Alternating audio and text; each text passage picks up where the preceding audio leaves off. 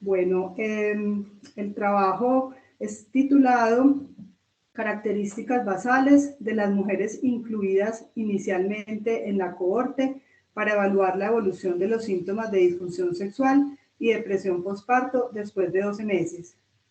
El director del trabajo es el doctor John Jairo Zuleta Tobón y los evaluadores están como evaluador externo la doctora Silvia María Gaviria Arbeláez, psiquiatra, y como evaluadora interna la doctora Carolina Álvarez Mesa, ginecostetra y profesora del departamento. Bueno, a continuación, entonces, Catalina tendrá unos 40 minutos para realizar su presentación. Le haremos un control de tiempo. Cuando falten 10 minutos se le avisará de forma verbal, cuando le falten 5 y cuando le falte 1 minuto. Posterior a la presentación, los jurados harán las preguntas, 10 minutos por cada jurado aproximadamente. Cada uno pues como con un turno. Y posteriormente habrá espacio para las preguntas, pues para que el estudiante responda a las preguntas del jurado y posteriormente para las preguntas del público. Y al final pues se hará también oportunidad al director para realizar comentarios si lo considera. Entonces, Catalina, ya puedes empezar. Listo. Bueno, muy buenos días para todos. Soy Catalina Bermúdez González, residente de tercer año. Como ya me presentó la doctora Liliana, quiero comenzar esta presentación agradeciendo al doctor John Jairo Zuleta por su asesoría y su continuo apoyo y motivación para llevar a cabo este trabajo llamado Evolución de la aparición de síntomas de disfunción sexual y depresión 12 meses posparto en mujeres mayores de 18 años. Inicialmente voy a presentarles el protocolo realizado de este estudio. Sin embargo, es importante recalcar que para completarlo hubo diferentes dificultades y limitaciones, principalmente de índole administrativa, por la pandemia de COVID y relacionadas con la aprobación de los comités de ética en las instituciones en las que inicialmente se había planteado, por lo cual les presentaré en la parte de resultados la caracterización de la cohorte de las pacientes inicialmente incluidas en este estudio. Entonces, aunque la Organización Mundial de la Salud reconoce que la salud sexual y la posibilidad de disfrutar de una vida placentera, satisfactoria y segura está dentro del conjunto de los derechos de las personas de todas las edades, la salud sexual, especialmente de la mujer, no es una de las áreas en las que mayor interés de investigación haya. Desde el punto de vista epidemiológico, un estudio que se realizó en Estados Unidos, publicado en el 2019, determinó que había una prevalencia de la disfunción sexual femenina en un 44%. En nuestro medio se hizo un estudio que fue publicado en el 2018 en Colombia que determinó que esta tenía una prevalencia del 33%. Y esto es importante porque se ha visto que las mujeres que tienen problemas en su salud sexual tienen entre un 1.2 y 19% puntajes más bajos en cuestionarios sobre calidad de vida. Y esto se ha asociado además pues, con sentimientos de frustración, de infelicidad, de desesperanza. Si bien el posparto se ha considerado un periodo en el que puede aumentar esta disfunción sexual femenina, llevando prevalencias en el primer mes posparto hasta el 26.5%, otro estudio arrojó que más o menos el 38% de las mujeres referían que después de un año posparto decían que su vida sexual era menos satisfactoria comparado con un año antes del embarazo. Por otro lado, en cuanto a otra enfermedad, otra condición que afecta a la morbilidad materna, como la depresión postparto, tanto en Estados Unidos como en Colombia se han reportado prevalencias que son similares, aproximadamente del 13-12%, y pues esto tiene consecuencias maternas que afectan su salud física, mental, social, además de la presencia de comportamientos de riesgo. En las madres con depresión postparto se ha encontrado que tienen mayores problemas de pareja, de obesidad, de abuso de sustancias psicoactivas y de alcohol, y en los hijos de estas madres también varios estudios han demostrado que la depresión postparto puede tener un efecto negativo en el hijo en cada etapa de su vida. Y se ha documentado también menor desarrollo intelectual, predisposición a enfermedades mentales, el abuso también de sustancias psicoactivas por parte de estos hijos y comportamientos violentos. Entonces nos encontramos frente a un problema que es complejo. Algunos estudios pues, documentaron que la presencia de la disfunción sexual aumenta entre un 130 y un 210% el riesgo de presentar depresión, y a su vez las mujeres con depresión tienen entre un 50 a un 70% aumenta ese riesgo de desarrollar disfunción sexual. Y eso es porque existen múltiples mecanismos que van a predisponer, precipitar y perpetuar ambas condiciones, convirtiéndose así en una asociación que es bidireccional. En un estudio realizado en el posparto puntualmente se encontró que el 75% de las mujeres habían presentado disfunción sexual en el posparto y estas, el 25%, tenían factores de riesgo para depresión. Es sabido que los síntomas de depresión incluyen, entre otros, la anedonia y también está presente la falta de interés sexual, por lo cual la disfunción sexual casi que podría estar dentro de un cuadro depresivo. Y por otro lado, las mujeres que tienen disfunción sexual tienen más problemas en la relación de pareja, tienen más problemas de seguridad, de autoestima y están más predispuestas a desarrollar depresión que de pronto otras mujeres.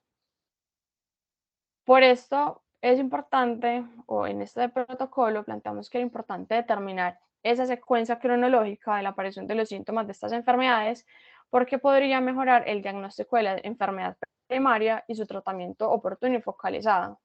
Además, actualmente la literatura disponible no ha ofrecido elementos para hacerlo y esto acarrea un diagnóstico, un subdiagnóstico, con mayores dificultades en el tratamiento. La salud sexual de las mujeres ha sido históricamente poco estudiada y en este estudio la idea es propiciar ese crecimiento del conocimiento en torno a la salud mental y la salud sexual de la mujer. El objetivo general de este estudio, entonces, es describir la cronología de aparición de los síntomas de disfunción sexual y de disfunción y de depresión al mes, a los 6 meses y a los 12 meses posparto en mujeres mayores de 18 años que presenten ambas enfermedades. Y como objetivos específicos, entonces tenemos que caracterizar sociodemográficamente a las pacientes con el diagnóstico de disfunción sexual y depresión hasta los 12 meses posparto, caracterizar clínicamente las pacientes con diagnóstico de disfunción sexual y de depresión hasta 12 meses posparto, describir en esta población estudiada la frecuencia de los factores de riesgo que son reconocidos en la literatura, tanto para depresión como para disfunción sexual posparto, y describir el tiempo de aparición con respecto al parto de los síntomas de depresión y de disfunción sexual.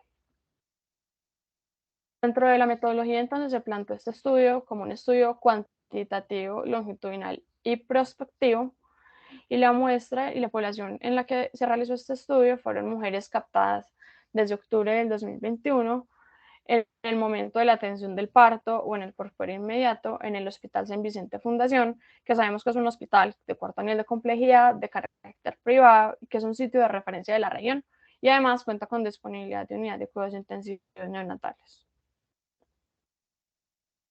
Dentro de los criterios de inclusión, entonces, están las mujeres de 18 o más años y mujeres en quienes la primera entrevista clínica se pudo realizar entre los 15 a los 30 días posparto.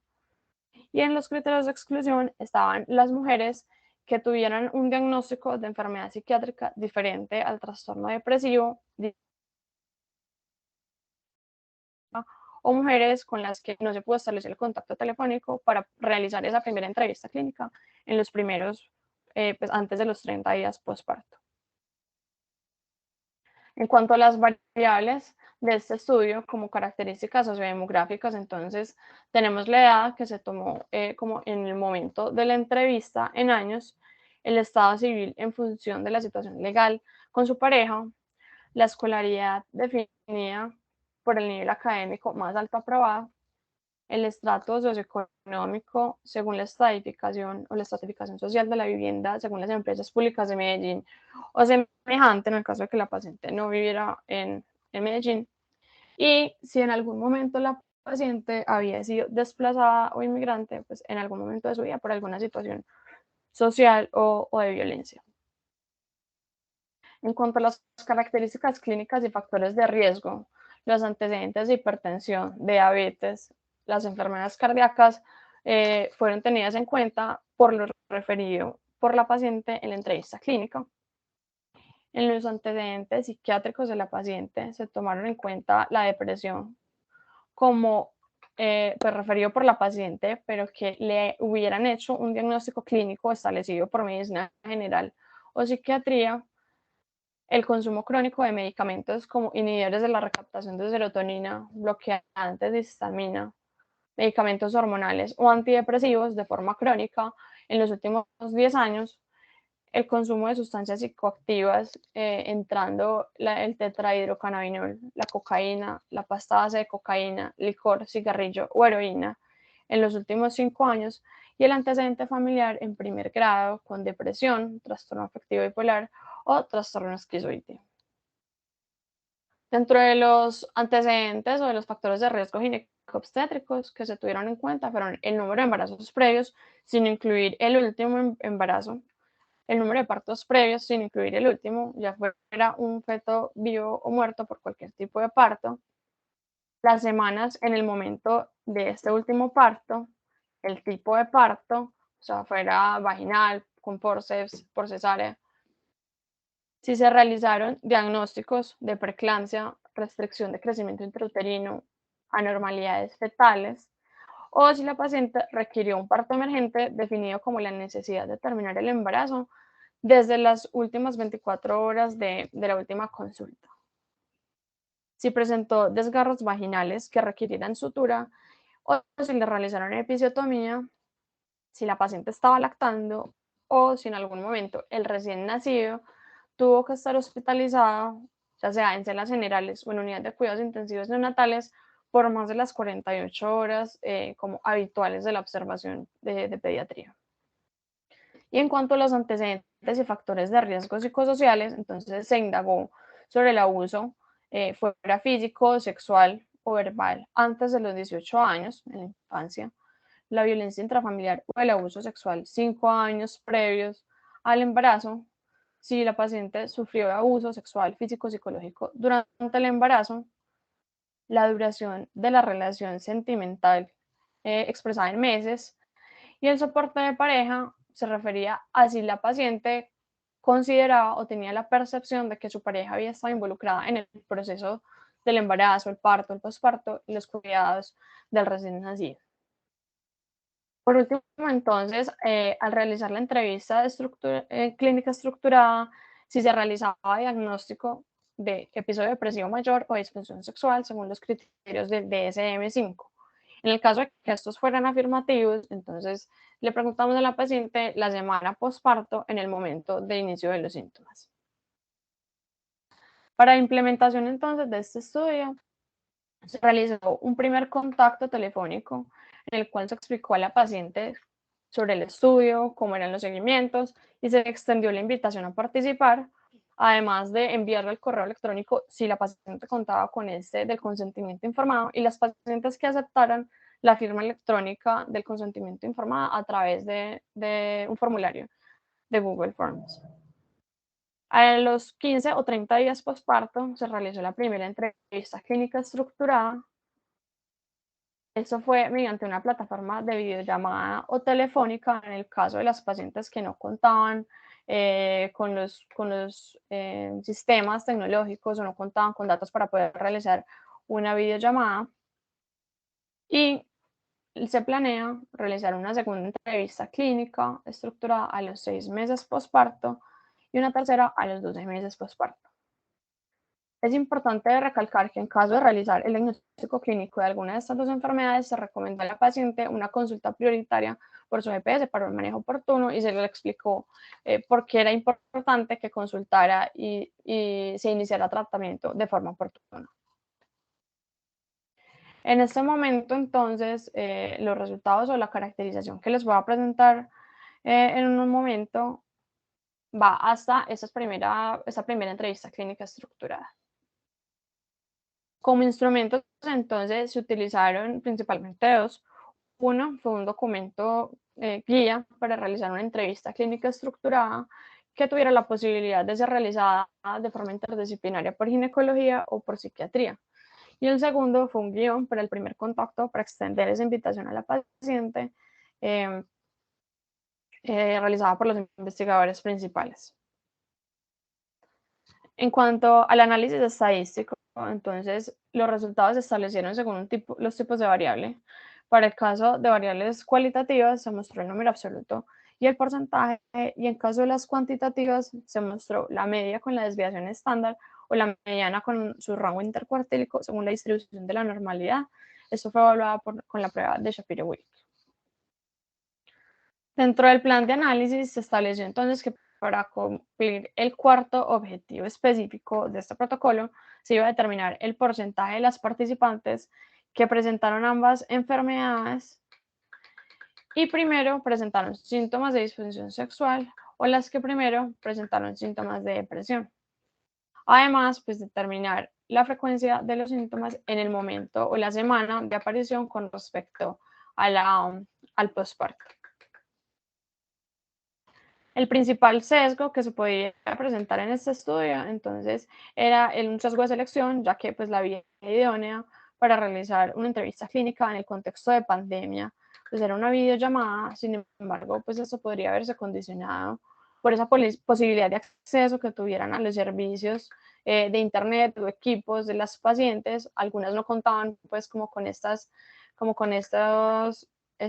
disposiciones pues como tecnológicas, y este sesgo se controló mediante una llamada telefónica por los investigadores para realizar pues, la entrevista clínica estructurada. En cuanto a las consideraciones éticas, este estudio cumplió con los principios éticos establecidos por la Declaración de Helsinki del 2002 y el Decreto 2378 del 2008. Según la Resolución 4330 de 1993 del Ministerio Nacional de Salud de Colombia, se consideró que era un estudio con riesgo mínimo, y el protocolo fue aprobado inicialmente por el Comité de Ética de la Facultad de Medicina de la Universidad de Antioquia y luego por el Comité de Ética del Hospital San Vicente Fundación. Ahora, los resultados obtenidos hasta ahora, entonces, son estas características basales de las mujeres inicialmente incluidas en esta cohorte. Inicialmente se realizó la llamada de invitación a 49 mujeres. De estas, con 10 de ellas no fue posible la comunicación, ya fuera porque el número de teléfono incluido en la historia clínica o en los datos personales pues no coincidiera o nunca contestaron. 8 pacientes, 8 mujeres de ellas manifestaron que no tenían deseos de participar. 12 aceptaron y se mostraron interesadas, pero no se pudo concretar la entrevista en este periodo pues, de 15 a 30 días posparto. Y una de las pacientes a las que se entrevistaron se le realizó diagnóstico de trastorno afectivo bipolar, por lo cual fue excluida del estudio. Entonces, al final, fueron 19 mujeres que se lograron entrevistar. En la tabla 1 vemos las características sociodemográficas de las participantes, en las que la edad media era de 28.7 años, con una desviación estándar de 4.76 años. Casi el 80% de las pacientes estaban casadas o en unión libre, y casi todas pues, pertenecían a estratos socioeconómicos 1 o 2. El 47.4% eran bachiller y el 26% de ellas había sido desplazada en algún momento de su vida o era inmigrante. El número de embarazos y de partos previos tuvo una mediana de 1 y el promedio de semanas en el momento del parto fue de 37.5. Además, el 52.6% de las mujeres tuvieron un parto por cesárea. Tenemos entonces que en esta cohorte la prevalencia de la depresión posparto fue el 5.3%, de la disfunción sexual posparto fue el 21.1% y de ambas enfermedades de forma simultánea fue el 5.3%. En la tabla 2 observamos la prevalencia de los factores de riesgo en común para ambas enfermedades. Tenemos que los antecedentes de hipertensión, de diabetes, asma, enfermedades cardíacas, depresión o el uso de medicamentos crónicos, pues fue baja. hubo una mediana de duración de la relación sentimental actual de 60 meses. Y pues, sobre los factores de riesgo psicosociales, por ejemplo, el abuso en la infancia, la violencia intrafamiliar antes del embarazo o durante el embarazo, y la percepción de un soporte de pareja inadecuado también tuvieron una baja prevalencia. Sin embargo, pues hubo una alta prevalencia del requerimiento de parto emergente en el 36.8% de las mujeres y el 48% de los neonatos pues, requieren hospitalización en salas generales más de 48 horas o en unidad de cuidados intensivos neonatales. En cuanto a la prevalencia de los factores de riesgo únicamente para la depresión postparto, el uso de licor fue pues, el más encontrado en un 36.8%, y se encontró que había una prevalencia baja para complicaciones del embarazo como preeclampsia, restricción de crecimiento intrauterino, anormalidades fetales, y ninguna paciente refirió haber presentado el antecedente de uso de sustancias psicoactivas. En cuanto a la prevalencia de factores de riesgo que son únicamente para disfunción postparto, como los desgarros vaginales que requieren sutura y la episiotomía, también fue baja, con una alta prevalencia de la lactancia como factor de riesgo en un 94.7%. Entonces, en los resultados parciales de este estudio, se ha encontrado que las prevalencias de la disfunción sexual y de la depresión postparto en este primer mes corresponde con lo encontrado en la literatura, aunque se presenta en el límite inferior para la depresión postparto. Hay un estudio que plantea que a las 4 semanas postparto, aproximadamente la depresión postparto se da entre un 5 o en un 26%, según el área geográfica donde se estudie, y vemos pues que en este estudio está específicamente en el límite inferior. En Colombia como tal no hay estudios que determinen esta prevalencia, haciendo diagnóstico de esta a través de entrevista clínica estructurada. En nuestro medio sí hay estudios que determinen esta, pero normalmente se realiza el estudio o se realiza el diagnóstico mediante la escala de Edimburgo, que es una herramienta muy buena, en realidad, de tamización. Sin embargo, pues no sería extrapolable. La prevalencia de ambas enfermedades simultáneas fue baja. Únicamente una paciente que refirió tener ambas enfermedades o que le realizamos diagnóstico de ambas, y ella refería que el inicio de los síntomas había sido simultáneo, retomando así el concepto de esta asociación bidireccional. En cuanto a los factores de riesgo para ambas enfermedades, se encontró que había una alta frecuencia de cesáreas, de requerimiento de parto emergente y el ingreso del neonato a la unidad de cuidados intensivos y hospitalización de este, y probablemente esto es debido pues, al nivel de complejidad del hospital en el cual se captaron las pacientes para este estudio.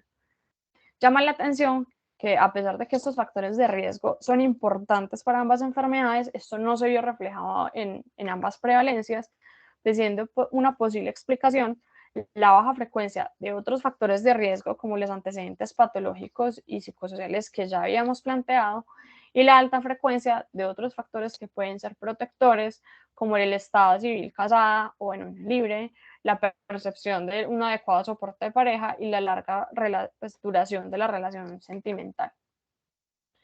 En este estudio pues, hubo múltiples limitaciones, pero la mayor fue debido pues, a la pandemia de COVID en cuanto a la aprobación pues, de los comités de ética.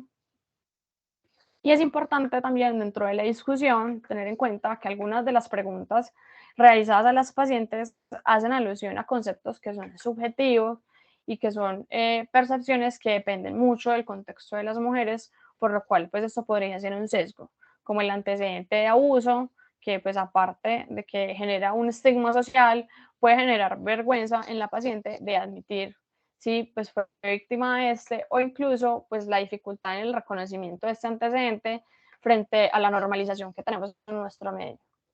Otras preguntas también hacen referencia a situaciones que han sido juzgadas socialmente, como el consumo de sustancias psicoactivas, la sintomatología de depresión o los síntomas de disfunción sexual, en las cuales pues también podría haber un sesgo. Como conclusiones entonces de esta caracterización inicial, entonces tenemos que la prevalencia de ambas enfermedades durante el primer mes posparto corresponde con lo encontrado en la literatura, aunque está en el rango inferior.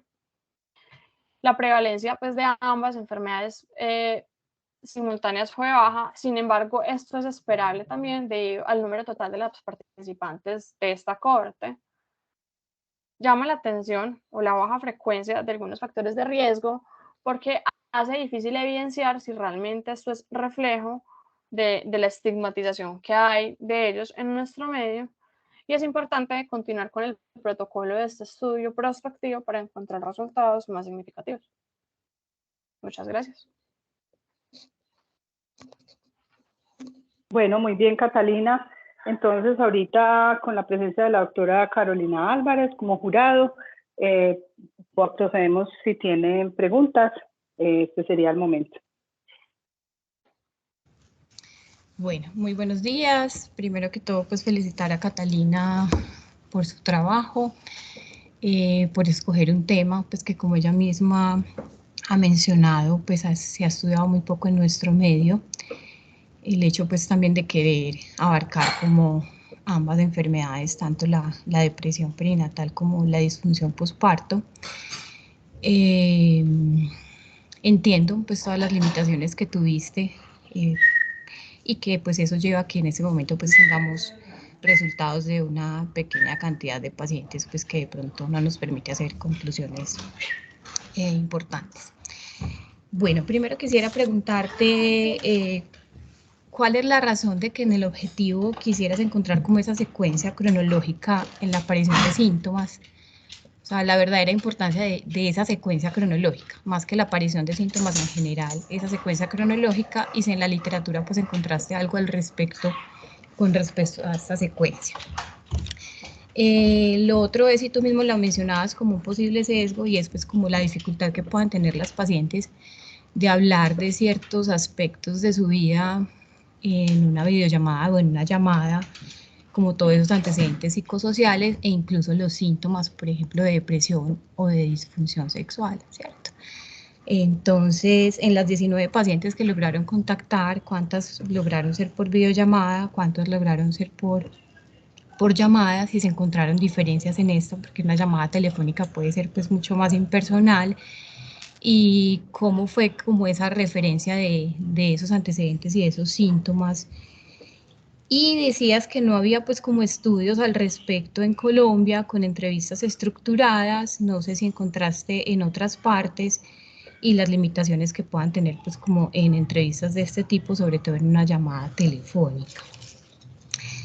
Sería muy bueno pues la continuación del estudio para que podamos obtener pues unos datos en nuestra región, que como tú dices pues no los tenemos, y cuál sería la posibilidad de que pues la metodología pudiera ser distinta en vista pues de que la pandemia ha cambiado, y que pudiera ser más pues como una entrevista personal que pudiera generar de pronto unos datos más amplios o más reales. Esas son como hasta ahora las preguntas, Cata. Listo, profe, gracias. Bueno, frente a la importancia de determinar como esa secuencia cronológica, es importante, y buscamos un ejemplo, por ejemplo, en la depresión. En la depresión con síntomas psicóticos, cuando en algún momento se dieron cuenta que la gente en general, porque no eran solo mujeres, con depresión empezaban a presentar síntomas psicóticos, realmente eran muy refractarias al manejo con antidepresivos tricíclicos, y empezaron a estudiar si esto hacía parte como de un espectro más amplio o más grave de la enfermedad, o si definitivamente era otro diagnóstico. A partir de esto, pues se dieron cuenta que definitivamente las personas que tenían, por ejemplo, depresión con síntomas psicóticos y que les añadían al antidepresivo tricíclico los antipsicóticos, tenían una respuesta mucho mejor, pues como a esos síntomas. Entonces, este es como un ejemplo de lo que podríamos observar frente a encontrar, pues como se dice vulgarmente, que fue primero, ¿cierto? El gallo, la gallina, el huevo, la gallina, ¿cierto? determinar, bueno, si la enfermedad primaria o lo que empieza primero es la depresión o es la disfunción sexual y nos orientamos a esa enfermedad primaria, podría haber primero pues una optimización como del tiempo y una respuesta más rápida o una respuesta de pronto mejor frente a la terapia que le demos. No siempre para la depresión damos medicamentos y para la disfunción sexual también contamos como con otras cosas, pero lo principal es, por ejemplo, la terapia psicosexual o la terapia cognitivo-conductual.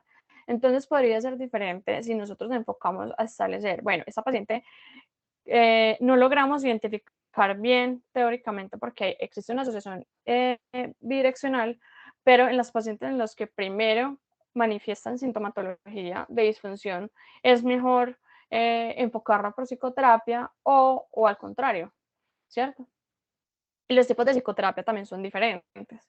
Entonces, esto ha sido como el pilar, pues como de establecer esa relación o esa línea de tiempo en la cronología. Con respecto a la facilidad de contactar a las pacientes o de hablar de temas como tan íntimos frente a la videollamada, pues sí, definitivamente ha sido complicado. Esto no es fácil y pues fue como una adaptación que se tuvo que hacer del protocolo, porque inicialmente pues se había planteado hacerlo de forma presencial, sin embargo pues con pandemia la forma de seguir adelante fue mediante pues como la telemedicina, pero pues es verdad, no va a ser como el ambiente propicio, como de una forma como tan empática, ¿cierto? Eh, el tocar este tipo de temas. Sin embargo, otra cosa pues que sí es importante y es que de pronto mediante la telemedicina, y esto pues es una hipótesis mía, puede ser más fácil que las pacientes accedan a realizar una entrevista clínica, ya que pues están en un posparto, están pendientes de la cita del pediatra, están pendientes de muchas cosas y todo el cambio de rol, ¿cierto? Que acarrea pues tener un recién nacido en casa. Entonces, de pronto en esta primera entrevista clínica, a los 15 días, 4 semanas posparto, las pacientes no accedan tan fácil a decir, ah, bueno, yo voy a una cita presencial, ¿cierto? Entonces, pues son dos cosas bueno, tienen su pro y su contra, ¿cierto? De pronto, en las siguientes entrevistas, a los 6 meses y a los 12 meses posparto, puede ser más fácil, pero inicialmente, en una etapa como tan temprana del puerperio, pues puede ser difícil como contactar a las pacientes para establecer una cita o una entrevista presencial. Sin embargo, sí lo he pensado para continuar el protocolo, ya que estamos saliendo de pandemia, sobre todo en las pacientes nuevas, ¿cierto?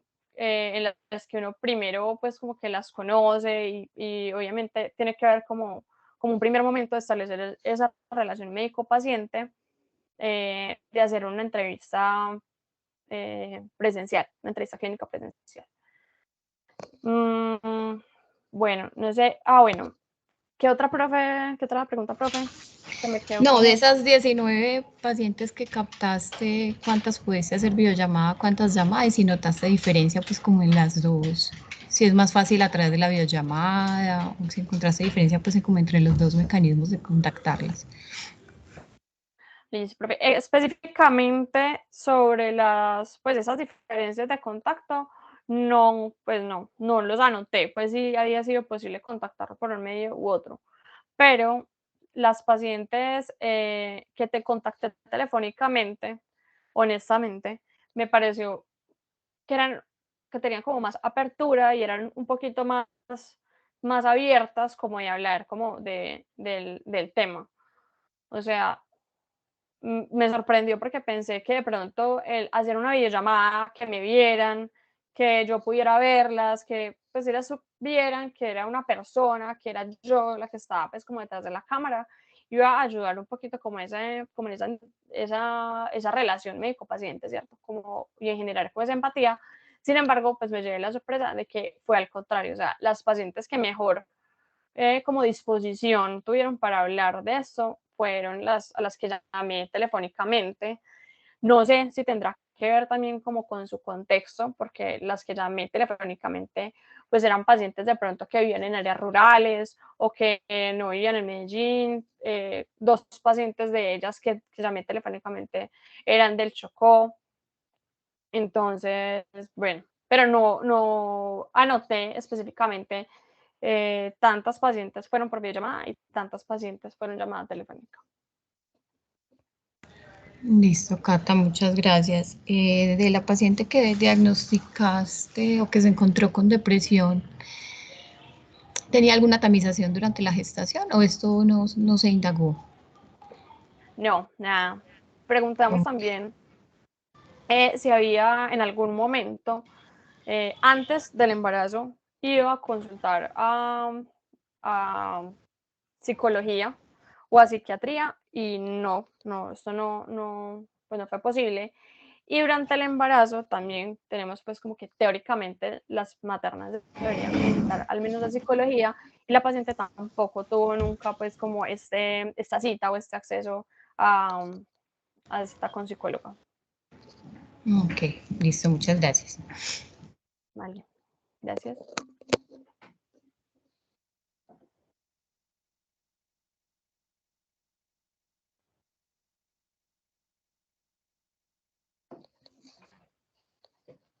Bueno, veo la mano, como ya la doctora Silvia no se encuentra presente, veo, no sé si tiene más preguntas la doctora Carolina, y si no veo levantada la mano del doctor Bernardo Agudelo. Adelante. Catalina, buenos días y buenos días para todos. Excelente, gracias por haberte preocupado por este tema tan importante que lo tenemos, como tú dijiste, en la apreciación de la literatura un poco abandonado. Y yo pienso que le tenemos el abandono que se merece porque no nos hemos dedicado a preocuparnos por la vida afectiva, el estado emocional de la mujer en el posparto, en el periparto y antes del parto. Entonces, tengo dos preguntas. La primera, dos planteamientos. El primero, creo que es importante y eso implicaría continuar evaluando en una situación como tú dices, de efecto pospandemia, evaluando mujeres que están siendo sometidas a cesárea. La cesárea se está relacionando cada vez más, sea indicada o no indicada, mal indicada, como sea, la terminación como uno de los disruptores de la relación afectiva, de la relación afectiva emocional, lo que llaman el enlace o el apego de la mamá con el bebé. Y esto genera un cambio, la cesárea, diferente en la reorganización cerebral de la mujer. Eso se ha estudiado incluso por resonancia. El impacto de una cesárea versus el parto vaginal, por ejemplo, puede tener implicaciones en la adaptación de la mujer a un nuevo contexto de vida. Una mujer cuando tiene un hijo nace como mamá, jamás vuelve a ser la misma mujer y eso se ha reflejado y se sabe en un proceso de reestructuración de las conexiones cerebrales y la función cerebral. Entonces ahí hay un tema para tratar, aunque tú lo analizaste bien y pues das tus implicaciones.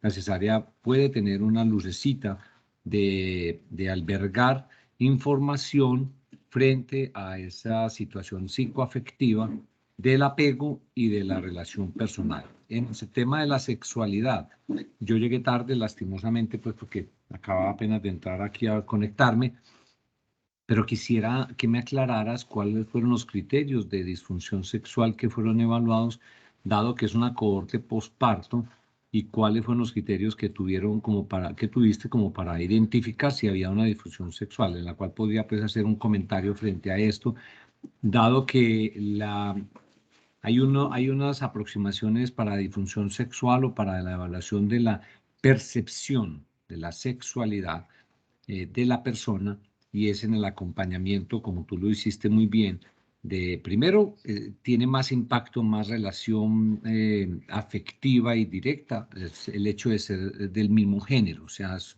más fácil hablar de la sexualidad y la respuesta cuando yo tengo una identidad de género, una homología. Entonces, una mujer, hablar de sexualidad con la mujer, es más fácil que un hombre acercarse a la sexualidad de la mujer. Pero se ha tratado de romper esa barrera haciendo un acompañamiento tipo coaching, donde la persona entra en un contacto y en una forma sutil, la persona, el explorador, entra a conocer con más profundidad la apreciación de la sexualidad, dado que la sexualidad culturalmente y religiosa y por preceptos sociales y étnicos tienen un contexto, pues obviamente desde la individualidad, y es poco tocado y fácilmente tocado, es muy difícilmente tocado. Entonces, esa aproximación, ¿cuáles fueron entonces los criterios de disfunción sexual? Y otra premisa que también hay que tener en cuenta, en el estado posparto, ya voy a terminar, en el estado posparto. ¿Aló? ¿Has hecho chichi, popó? Hola, profe. Sí, es que hay otra voz. Creí que me estabas interpelando. Entonces, en el estado posparto hay una apatía sexual. O sea, hay una negación a la sexualidad y eso es biológico. Entonces, ¿cuáles fueron los criterios? Aclárame eso y gracias por tu presentación. Listo, profe.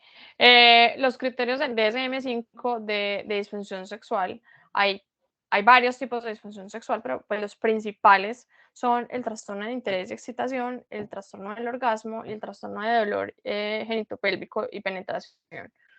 Entonces, pues cada uno tiene como unas características que se deben cumplir, ¿cierto?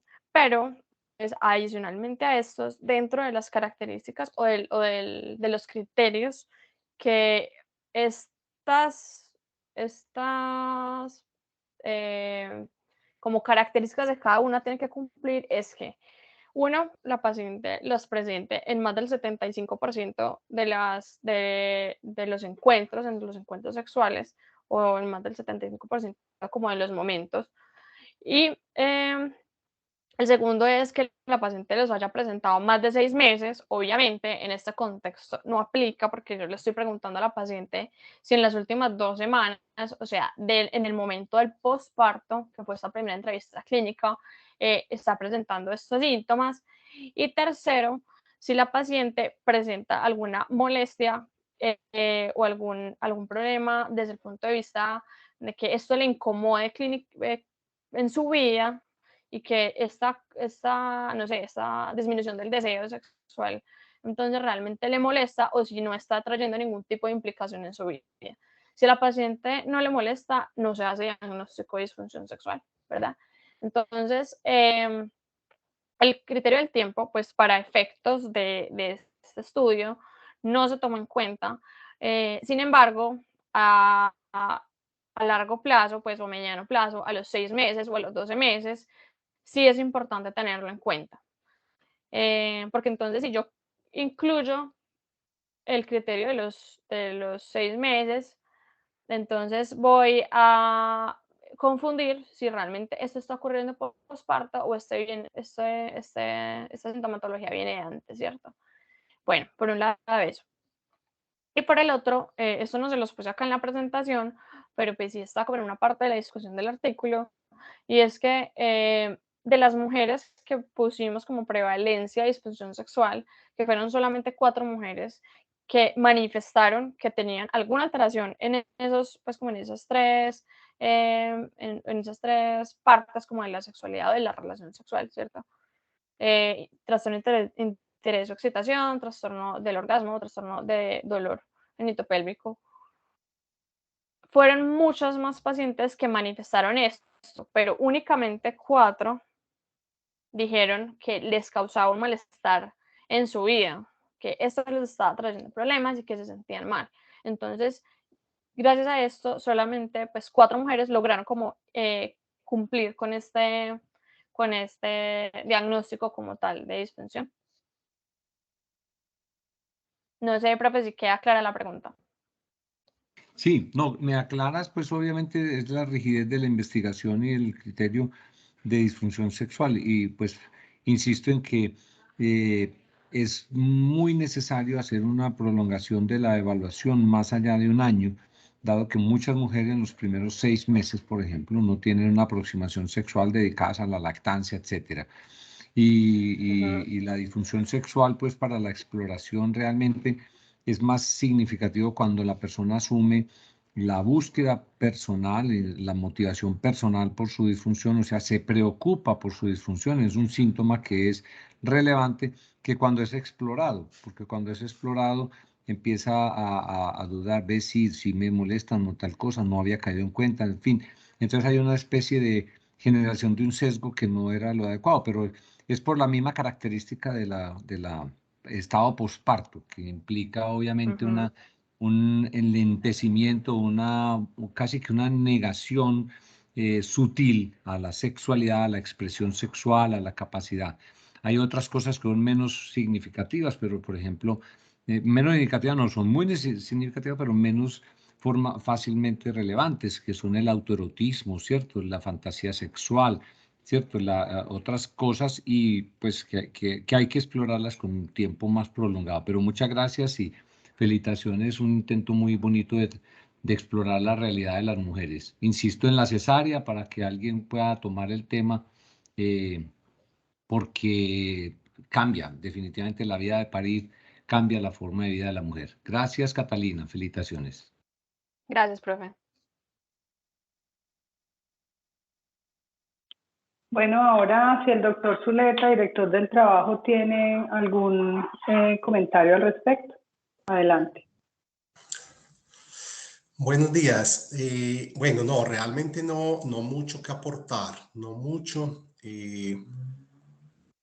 Catalina se quedó cortica en presentar todas las dificultades que ella tuvo con la implementación de este trabajo. Cuando ella habla de dificultad con los comités de ética, no quiero pues como especificar que no fue del protocolo en sí o lo que se planteaba, sino que la respuesta que recibía después de muchos meses era que estaban priorizando solo las investigaciones en COVID, y para dar una respuesta como esa en más de uno de los sitios donde se intentó implementar esta investigación fue la respuesta que se obtuvo. Los residentes que han trabajado conmigo saben cuando yo les estoy insistiendo, cuando estamos elaborando el protocolo, que no soy yo quien tomo la decisión, sino que vía preguntas y cuestionamientos los invito a que dimensionen cosas como estas. La inmensa dificultad que tiene uno sin plata y sin tiempo hacer investigaciones prospectivas. Y segundo, la dificultad que hemos conocido históricamente de hacer estudios prospectivos con la población específica que se atiende en el Hospital San Vicente de Paúl.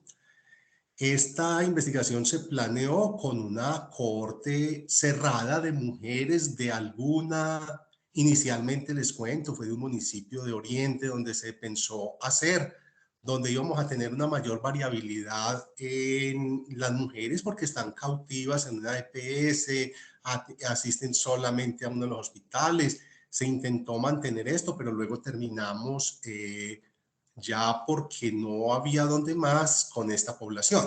Entonces ustedes ven que ya es una población posiblemente no muy representativa de todas las mujeres posparto.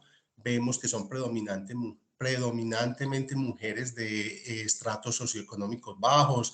Estamos viendo que son mujeres no todas residentes en los mismos sitios, lo cual dificulta todavía muchísimo más y nos va a dificultar mucho más el día que vamos a proponer a partir de esta población alguna extrapolación o inferencia.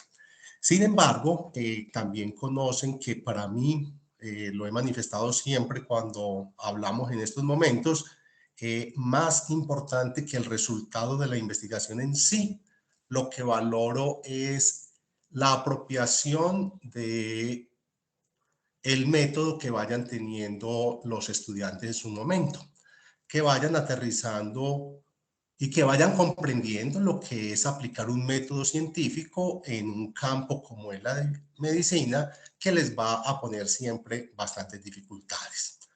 Dicho esto, pues la única expectativa que espero que Catalina la cumpla es que a pesar de que ya se gradúe, continúe con esta idea.